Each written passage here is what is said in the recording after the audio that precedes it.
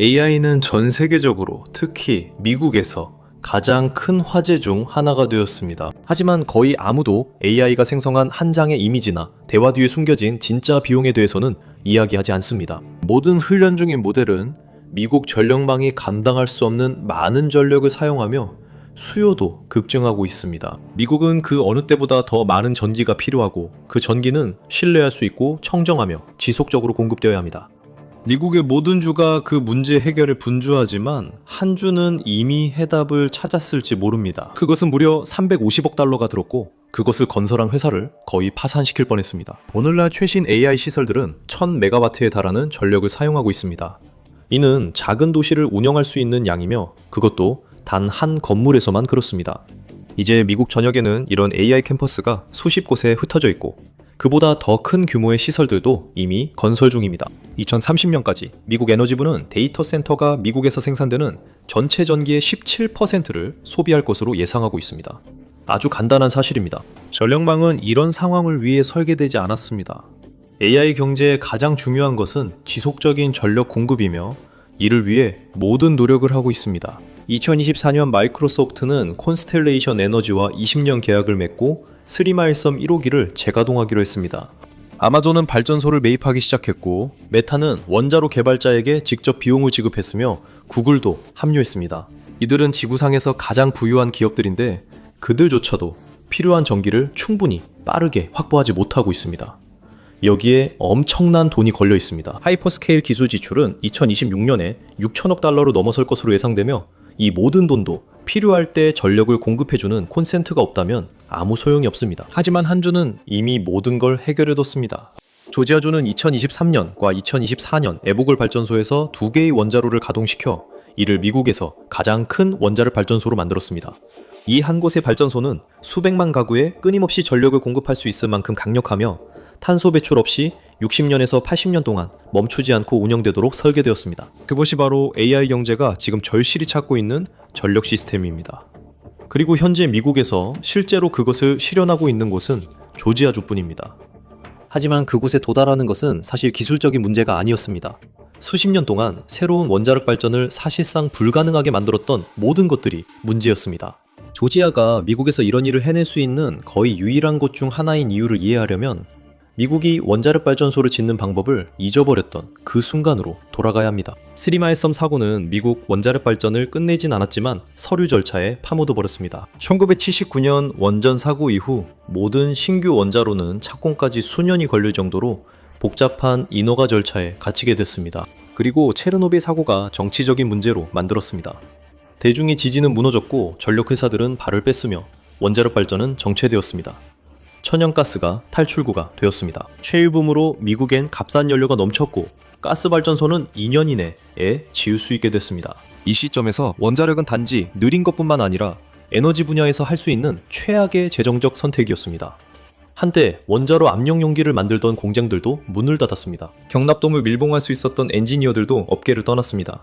미국은 단지 원자로 건설을 멈춘 것이 아니라 그것들을 지을 수 있는 기술도 잃어버렸습니다. 한 세대 동안 미국은 단 한 기의 신규 원자로도 완공하지 못했습니다. 원자력을 다시 도입하려 했던 모든 주는 똑같은 문제에 부딪혔습니다. 사우스캐롤라이나가 시도했고 플로리다도 그 생각을 해봤습니다. TBA는 여러 부지를 조사했습니다. 하지만 각각의 부지마다 비용이 2배, 3배로 불어났습니다. 미국은 30년 동안 잊고 지냈던 기술을 다시 배워야 했습니다. 조지아주는 2009년 보글에서 공사를 시작하면서 그 모든 문제를 떠안게 됐습니다.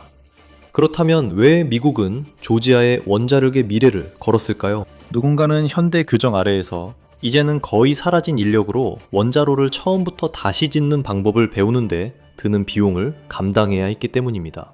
조지아의 보글 3호기와 4호기는 단순히 막대한 양의 전기를 생산하는 것뿐만 아니라 완전히 새로운 세대의 원자로를 상징합니다. 1970년대와 80년대에 지어진 기존 원자로들은 비상 상황에서 노심을 시키기 위해 펌프와 백업 시스템에 크게 의존했습니다. 새로운 AP1100 원자로는 훨씬 더 무서운 질문을 바탕으로 설계되었습니다. 모든 것이 실패하면 어떻게 될까요? 완전한 정전 상황입니다. 운영자들이 시스템을 다시 가동시키기 위해 몇 분밖에 없는 그런 상황입니다. 바로 그 악몽 같은 상황이 후쿠시마 사고를 일으켰습니다. 발전소가 외부 전력을 잃었을 때 냉각 시스템이 고장났고 며칠 만에 3개의 원자로가 녹아내렸습니다. AP1100은 그런 상황이 이론적으로는 일어나지 않도록 설계되었습니다. 거대한 물탱크가 원자로 위에 위치해 수십만 갤런의 물을 저장하고 있습니다. 모든 것이 멈추더라도 시스템은 자동으로 열리고 중력이 작동합니다.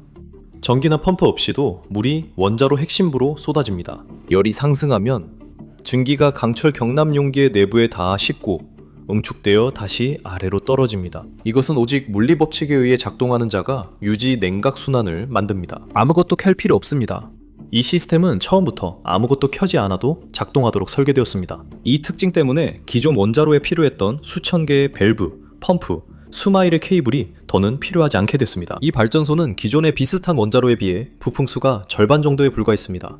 공간도 덜 차지합니다.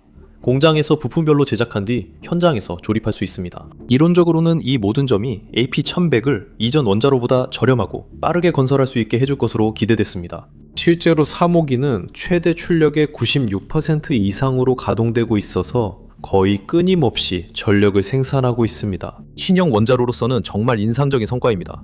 대부분의 신규 발전소들은 고장, 정지, 예기치 못한 문제들로 수년을 보내곤 하니까요. 보글 발전소는 가동 시작 후 계속 운영되었습니다. 전력 회사들은 이런 꾸준함을 가장 중요하게 생각합니다. 원자로가 밤낮 없이 멈추지 않고 전력을 공급할 수 있다면 기업들은 이를 바탕으로 장기 계약 전체를 자신 있게 체결할 수 있습니다. 2026년 4월 AP1000 원자로 설계의 주역인 웨스팅하우스는 미국 원자력 규제위원회에 보글 4호기를 미국 원자력의 미래를 위한 표준 모델로 삼아달라고 요청했습니다. 새로운 AP1100의 인허가, 설계, 건설 계획은 조지아에서 건설된 사례를 기준으로 하며 이는 매우 중요합니다. 현재 전 세계에는 단 6기의 AP1100원 원자로만 가동 중입니다. 서방 세계 전체에서는 조지아에 있는 2기의 원자로만 있습니다. 앞으로 10년 동안 그곳에서 어떤 일이 일어나는지가 미국이 새로운 세대의 원자력 발전소를 건설할지 아니면 다시는 시도하지 않을지를 결정할 수 있습니다. 하지만 이 지점까지 오는 것도 쉽지 않았습니다. 원래 예산은 약 140억 달러였습니다. 모든 정산이 끝났을 때 최종 금액은 368억 달러에 달했습니다. 이 프로젝트는 7년이나 지연됐고 예산도 약 210억 달러를 초과했습니다. 일반적인 논리로 보면 이 프로젝트는 최소 3번은 중단됐어야 했습니다. 첫 번째 위기는 2017년 3월에 찾아왔습니다. 웨스팅하우스가 공사 도중에 파산 신청을 했기 때문입니다. 웨스팅하우스는 실제로 아무도 이행할 수 없는 고정가 계약을 맺었는데 이는 작업이 예상보다 훨씬 더 어려웠기 때문입니다. 웨스팅하우스는 스스로 한 약속의 무게를 견디지 못하고 무너졌습니다. 모회사인 도시바는 90억 달러의 손실을 기록하고 미국 원자력 사업에서 철수했습니다. 조지아 파워와 서던 컴퍼니는 더 이상 시공업체가 없었습니다. 그들은 반쯤 지어진 원자력 발전소와 수천 명의 현장 근로자들, 그리고 그들을 관리할 사람이 없었습니다. 주 정부는 이 프로젝트를 중단시킬 수도 있었습니다. 대신 서던 뉴클리어가 프로젝트 관리를 맡았고 1980년대 에보글 1, 2호기를 건설했던 같은 회사인 벡텔을 데려와서 현장 공사를 총괄하게 했습니다. 비용 초과는 파산 때문만이 아니었습니다. 원자로의 일부를 공장에서 미리 제작해 현장으로 운송하겠다는 약속도 거의 즉시 무너졌습니다. 작업자들이 현장에서 부품을 재제작하면서 설계의 비용 절감 효과가 사라졌습니다. 게다가 이 프로젝트는 미국에 남아있던 얼마 안 되는 원자력 인력을 모두 소진시켰습니다. 발전소는 진행 중에 거의 1만 3천 명의 기술자를 직접 교육해야 했습니다. 그 교육 인원수가 진짜 이야기를 말해줍니다. 미국은 조지아에 발전소만 지은 것이 아니라 그 주변의 인력도 다시 키워낸 것입니다. 버크 카운티는 원자로가 건설되는 모습을 한 번도 본 적 없는 세대의 노동자들을 위해 직업교육 프로그램을 마련해야 했습니다. 지역 용접공들은 원자력 등급 자격증을 취득해야 했고 엔지니어링 회사들은 인력 충원을 위해 테네시, 사우스캐롤라이나, 플로리다에서 직원을 파견했습니다. 보글, 채용 인력 중 30% 이상이 군 출신이었고 다수는 해군, 원자력 프로그램에서 왔습니다. 해군은 잠수함과 항공모함 원자로를 계속 건설해왔습니다. 이제 그 모든 작업자들은 그 훈련을 미국이 다음에 건설하려는 원자로가 어디에 있든지 그대로 이어가게 됩니다. 보글 확장 공사가 시작되기 전 버크 카운티는 조지아에서 가장 가난한 카운티 중 하나였습니다. 2000년대 대부분 동안 실업률은 주 평균보다 높았습니다. 그러나 모든 것이 달라졌습니다. 공사가 한창일 때 보글은 단연코 이 카운티에서 가장 큰 민간 고용주였습니다. 공사 인프라, 근로자 숙소, 그리고 지원 사업체들이 이 프로젝트와 함께 들어오면서 버크 카운티의 재산세 수입이 크게 증가했습니다. 보글에서 훈련받은 13,000명 근로자는 보글이 없었다면 버크 카운티에서 경력을 쌓지 못했을 것입니다. 이후 청구서가 도착했습니다. 조지아 파워는 진행 중인 공사 비용 제도로 고객에게 비용을 전가했습니다. 이는 실제 공사에 드는 비용을 의미합니다. 고객들은 발전소가 전기를 생산하기 전에도 비용을 냅니다. 2023년에 3호기가 가동되면서 월별 주거용 전기요금이 올랐고 4호기가 뒤따라 가동되면서 다시 한번 상승했습니다. 시간이 지나면서 일반적인 요금이 약 10% 정도 올랐습니다. 전기, 가스 같은 공익사업을 규제하는 선출기관인 조지아 공공서비스위원회는 약 75억 달러에 달하는 건설 비용을 고객에게 직접 전가하는 것을 승인했고 나머지 비용은 주주들이 부담했습니다. 같은 규모의 천연가스 발전소는 비용이 대략 10분의 1 정도밖에 들지 않았을 것이고 태양광은 그보다도 더 저렴했을 것입니다. 그 수치들을 바탕으로 보면 현명한 결정은 항상 그 프로젝트를 중단하는 것이었습니다. 공공서비스위원회는 조지아 파워가 수년간 주재당국의 실제보다 실행 가능해 보이도록 반복적으로 부정확한 비용을 제출했다고 밝혔습니다. 정직한 수치였다면 그 프로젝트는 이미 사라졌을 겁니다. 비판은 이론적이지 않았고 규제 당국도 논쟁했습니다. 현실과 더 이상 맞지 않는 전망에 의해 계속 유지되고 있었습니다. 그렇다면 보글 프로젝트는 잘못된 경영의 재앙이었을까요? 아니면 그것은 나라가 버렸던 것을 다시 짓는 방법을 배우는 데에 불가피하게 치러야 했던 대가였을까요? 둘 다 조금씩 해당됩니다. 잘못된 경영은 기록에 남아있지만 미국이 사실상 버렸던 산업을 다시 시작하려고 했다는 더 큰 현실도 마찬가지로 기록되어 있습니다. 어떤 재시작이든 원래의 추정치가 포착하지 못한 비용을 항상 흡수하게 되어 있었습니다. 나라에는 완공된 원자로가 필요했고 누군가는 그 교훈에 대한 대가를 치러야 했습니다. 조지아가 그 비용을 지불했습니다. 그래서 미국이 조지아에 모든 것을 걸고 있는 겁니다. 다른 모든 주는 그 비용을 보고 거절했습니다. 조지아만이 불평을 하면서도 승낙했습니다. 그리고 원자로가 가동되기 시작하자 대화는 이게 얼마가 들었나에서 이걸로 무엇이 가능해지는가로 옮겨갔습니다. 보글 발전소는 서반구에서 완공된 가장 비싼 발전 프로젝트이며 어떤 스프레드시트로도 완전히 측정할 수 없는 성과를 거뒀습니다. 이것은 미국이 여전히 대형 원자로를 완공할 수 있다는 것을 증명했습니다. 368억 달러로 2개의 원자로를 만들었습니다. 하지만 이 프로젝트는 공급망을 재구축하고 노동력을 훈련시켰으며 이후 프로젝트들이 참고할 수 있는 실질적인 템플릿도 마련했습니다. 대규모 원자력 건설은 전 세계 대부분의 지역에서 어려움을 겪어왔습니다.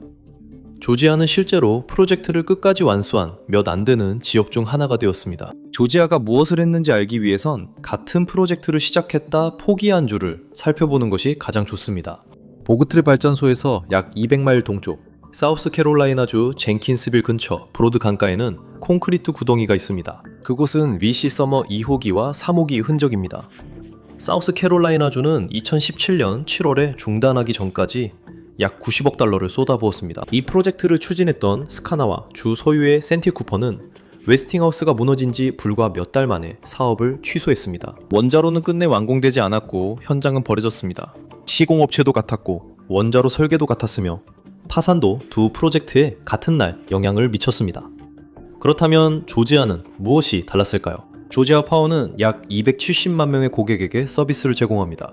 스카나의 사우스캐롤라이나 일렉트릭 앤 가스는 약 70만 명에게 서비스를 제공했으며 같은 수십억 달러의 비용을 4배나 많은 요금 납부자들에게 분산시켰습니다. 그 결과 가구당 부담이 치명적이기보다는 정치적으로 감당할 수 있는 수준이 되었습니다. 두 번째 차이는 규정 작성 방식이었습니다. 조지아 파워는 퍼블릭 서비스 커미션이 거의 전적인 권한을 가진 체계 하에서 고객들로부터 정직한 건설 비용을 회수할 수 있도록 허용되어 있습니다. 사우스캐롤라이나도 서류상으로는 비슷한 체계를 가지고 있었지만 고객에게 얼마나 청구할 수 있는지에 대한 규정은 더 엄격했습니다. 웨스팅하우스가 무너졌을 때 사우스캐롤라이나의 규제 당국은 계속 밀어붙일 정치적 명분이 없었습니다. 세 번째 차이점은 누가 발전소를 소유하고 있었느냐였습니다. 보글 발전소는 4기관이 공동 소유합니다. 조지아 파워가 45.7%로 가장 많은 지분을 보유하고 있고 나머지는 오글소프 파워, 에미지 파워, 그리고 달턴시가 나누어 가지고 있습니다. 이 구조는 재정적 부담을 농촌협동조합, 지방공영전력회사, 그리고 대형 민간전력회사 한 곳에 분산시켰습니다. 그래서 어느 한 곳도 전체 위험을 떠안지 않았습니다.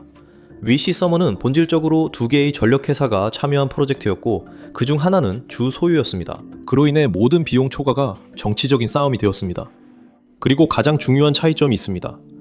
조지아주는 1980년대 이미 보글 발전소에 원자로 2기를 건설한 경험이 있었고 해당 부지는 허가와 전력망 연결 등 기존 부지 확장이었습니다. VC 서머는 거의 신설 부지에 가까웠고 기존의 오래된 원자로 1기만 있는 곳에서 작업을 시작했습니다. 하지만 위기의 순간에 정치적인 결단력이라는 측정하기 어려운 요소도 살펴봐야 합니다.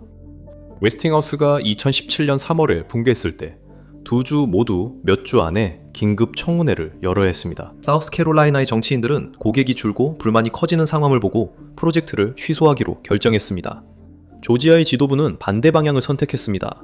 그들은 수십억 달러를 쓴 후에 반쯤 완성된 원자로를 포기하는 것이 추가 비용을 들여 완공하는 것보다 더 나쁘다고 판단했습니다. 그 결정이 바로 조지아와 사우스캐롤라이나의 길이 갈라진 순간입니다. 그 차이 때문에 다른 어떤 주도 조지아가 한 일을 따라할 수 없었습니다. 조지아에 대한 도박이 성공한 것은 구조적으로 조지아만이 그것이 가능했던 유일한 주였기 때문입니다. 버크 카운티에는 다른 후보지에서는 따라올 수 없는 한 가지 이점이 있었습니다. 1980년대에 이미 확보된 허가, 수권, 그리고 원자력 전문 인력이 모두 갖춰져 있었던 것입니다. 조지아가 보글 원전 확장 시 수자원 문제나 인허가 논란은 없었습니다. 다른 주에서는 착공 전 수년간 법정 싸움이 있었을 겁니다. 조지아에서는 공공기관과 정부 간의 연계가 다른 더 크고 정치적으로 분열된 주들보다 훨씬 깊게 이어져 있습니다. 공공서비스위원회는 주 전체에서 선출되며 역사적으로 장기적인 전력 인프라 확장을 더 기꺼이 지지하는 위원들을 배출해왔습니다. 게다가 주의회는 세금 주정, 금융법률, 그리고 공사가 진행 중일 때도 비용을 회수할 수 있도록 허용하는 정책들을 통해 지속적으로 이 프로젝트를 지원해왔습니다. 더 분산된 규제 시스템을 가진 주들은 공사가 2단계에 이르기까지 수년간의 추가적인 법적, 정치적 저항에 직면했을 것입니다. 그것을 캘리포니아나 뉴욕과 비교해보세요. 두 주 모두 원자력 발전의 역사가 있으며 캘리포니아엔 디아블로 캐년, 뉴욕엔 인디언 포인트가 있습니다. 하지만 현재 두 주 모두 새로운 발전소 건설보다 기존 발전소 폐쇄 압력이 더 큽니다. 두 주 모두 보글 발전소를 유치할 수 없었을 겁니다. 두 주 모두 조지아가 실행한 바로 그 종류의 프로젝트를 제안한 전력회사를 처벌합니다.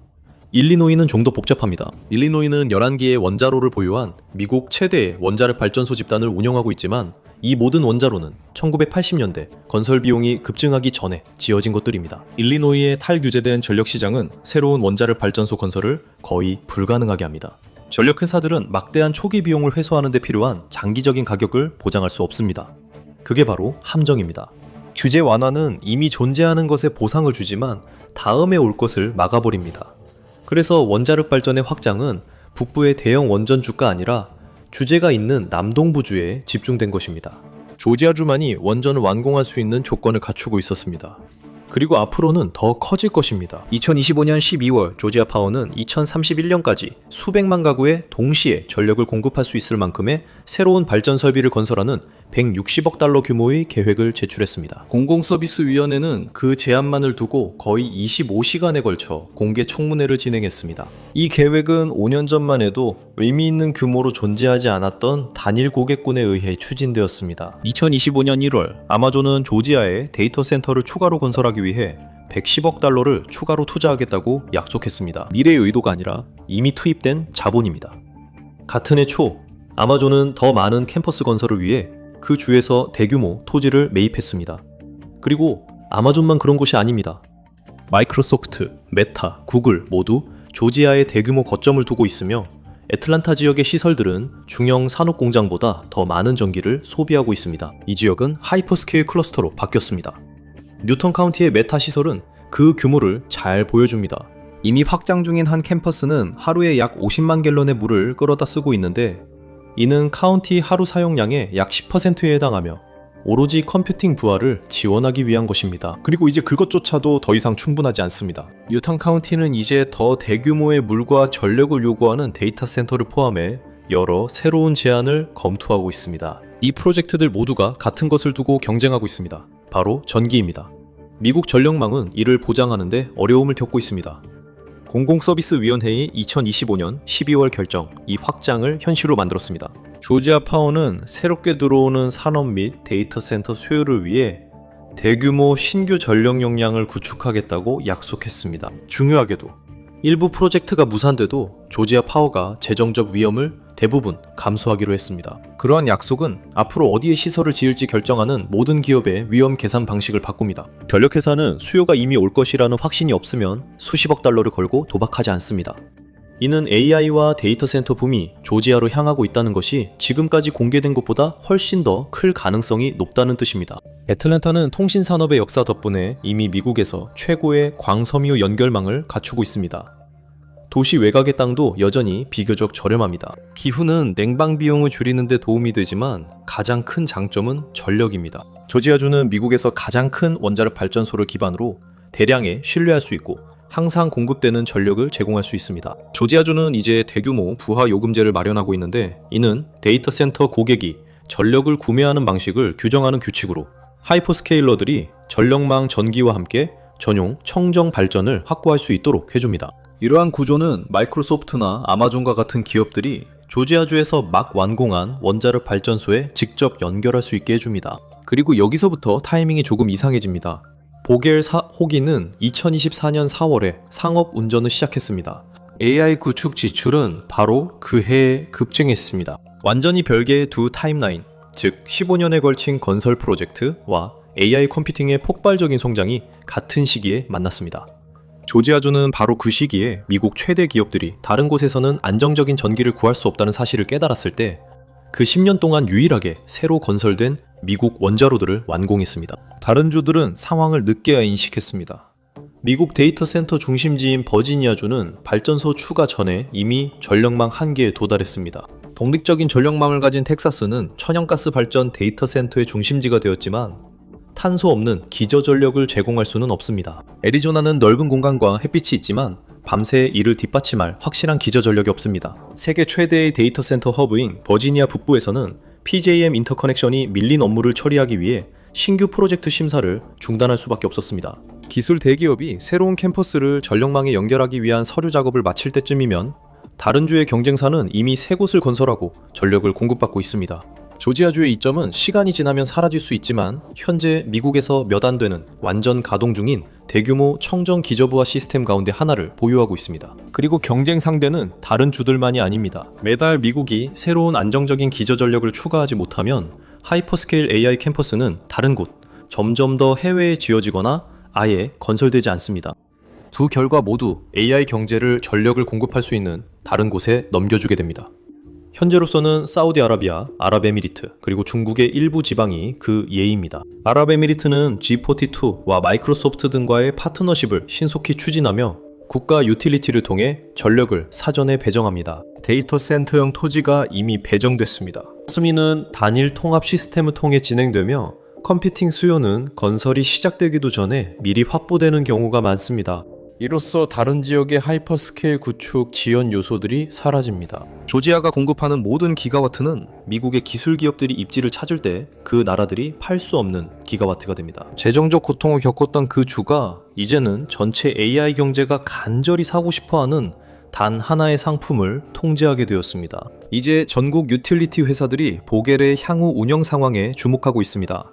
건설 중 일어난 일은 이미 끝났고 이제 운영 중 발생할 일이 중요합니다. 만약 이 발전소들이 향후 10년 동안 정상적인 유지비로 90% 이상의 가동률을 유지한다면 AP1100 설계는 미국의 대규모 원자력 발전 재개를 입증하는 증거가 될 것입니다. 만약 신뢰성이 떨어지거나 연료비가 급등하거나 대규모 수리가 필요하게 된다면 신규 원전 건설에 반대하는 입장은 더욱 굳어질 것입니다. 지금까지는 증거가 꽤 강력합니다. 미 에너지부 대출 프로그램 사무국에 따르면 4호기의 건설 단계는 실제로 3호기보다 30% 저렴하게 진행되었습니다. 두 발전소가 나란히 건설되었음에도 불구하고 말이죠. 이는 실시간으로 학습이 이루어지고 있었다는 것을 보여줍니다. 첫 번째 발전소를 짓는데 15년이 걸렸던 동일한 인력이 두 번째 발전소에서는 상당한 비용과 시간을 줄였습니다. 프라이스워터하우스쿠퍼스는 10기의 새로운 AP1100 원자로가 미국 경제에 거의 930억 달러에 달하는 경제적 효과를 창출할 수 있다고 전망했습니다. 이 사업은 10년 넘는 건설 기간 동안 수만 개의 일자리를 창출하며 경제적뿐 아니라 비용 측면에서도 큰 변화가 있을 것입니다. 업계가 원자로를 반복적으로 건설하면 보글 발전소보다 건설 비용이 약 3분의 1 줄어들 수 있습니다. 그 결과가 실제로 실현될 수 있을지는 미국 원자력 확장의 핵심적인 질문입니다. AP1000원자로 건설 비용이 보글 발전소 기준보다 크게 낮아지면 원자력이 대규모로 가스와 경쟁할 수 있습니다. 만약 그렇지 않다면 보글발전소는 디딤돌이 아니라 한계점이 됩니다. 두 결과 모두에 대한 선례가 있습니다. 지속적으로 원전을 건설한 국가는 비용을 크게 줄였습니다. 건설을 중단한 국가는 비용 상승이 계속되었습니다. 핵심 변수는 반복이지 설계만이 아닙니다. 그리고 더 많은 원자로를 짓는다는 생각은 이제 이론이 아닙니다. 웨스팅하우스는 미국에서 여러 대의 AP-1000 원자로를 2030년까지 건설하겠다는 계획을 발표했습니다. 새로운 AP-1000 프로젝트가 이미 사우스캐롤라이나에서 제안되었습니다. 이곳은 이전에 이 기술을 포기했던 지역입니다. 다른 주들도 소형 모듈 원자로, 첨단 고속로, 그리고 퇴역한 원전의 재가동 프로그램 등 다양한 원자력 방식을 추진하고 있습니다. 조지아주의 성공은 종종 한 주의 정치적 의지의 이야기로 전해집니다. 하지만 재정적인 현실은 훨씬 더 복잡합니다. 이 프로젝트가 웨스팅하우스 파산에도 살아남을 수 있었던 이유 중 하나는 2014년에 에너지부가 83억 달러의 연방 대출 보증을 제공했기 때문입니다. 에너지부 역사상 가장 큰 규모의 원자력 대출 보증이었습니다. 프로젝트가 마무리될 즈음에는 범위가 확장되면서 연방정부의 총 신용 노출액이 약 120억 달러로 증가했습니다. 이 대출 보증이 없었다면 조지아 정치인들의 결정과 상관없이 자금 조달은 무너졌을 겁니다. 워싱턴은 조지아가 완공할 것이라고 내기를 한 셈이죠. 조지아는 워싱턴이 손해를 보지 않게 했습니다. 이제 문제는 다음 10기의 AP-1000 원자로도 같은 방식으로 자금 조달이 가능한지, 아니면 연방 대출 프로그램이 업계가 요구받는, 업계에 요구되는 건설 규모를 감당할 만큼 확대될 수 있는지입니다. 일회성 원자력 건설 대신 이제 전략은 표준화와 반복입니다. 연방정부의 목표는 이제 세기 중반까지 원자력 발전 용량을 대략 4배로 늘리는 것입니다. 그 규모는 맞춤형 건설로는 달성할 수 없습니다. 표준화된 설계를 반복적으로 적용하는 것에 달려 있습니다. 보글은 그에 대한 첫 번째 완성된 증거입니다. 조지아는 한 가지 질문에 답하기 위해 368억 달러, 와 20년의 정치적 자본을 쏟아부었습니다. 미국이 여전히 원자력 발전소를 지을 수 있는가? 파산, 소송, 규제전쟁, 고객 반발, 그리고 처음부터 다시 구축해야 했던 인력 등 수많은 어려움 끝에 그 답은 예입니다. 막대한 비용을 들여 가까스로, 그리고 오직 한 주만이 이 프로젝트를 다른 곳에서는 좌초시켰을 피해를 감당할 수 있는 구조였기 때문에 가능했습니다. 더 어려운 질문은 다음에 무엇이 올지입니다.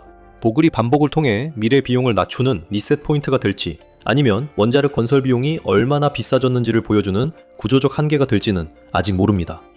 원자로는 가동 중이고 기술력도 다시 갖춰졌으며 기준이 되는 발전소도 인가를 받았습니다. 미국의 모든 주요 전력 시장이 이제 조지아가 이미 비용을 들여 답을 찾은 바로 그 질문에 대해 각자의 방식으로 시험하고 있습니다. 산업용 전력의 다음 단계는 이미 실시간으로 결정되고 있습니다. 이 프로젝트가 발생시킨 모든 비용을 감당한 주는 이제 AI 경제가 지불할 의사가 있는 모든 이익을 얻을 수 있는 유일한 주가 되었습니다. 그 주는 미국이 현재 보유한 유일한 대규모 원자력 역량 재건 사례를 완성했습니다. 오늘 저와 함께 해주셔서 감사합니다. 영상이 재미있으셨길 바랍니다. 이런 영상을 더 보고 싶으시다면 구독과 알림 설정을 부탁드립니다. 정말 큰 도움이 됩니다. 감사드리며 다음에 맵팩에서 뵙겠습니다.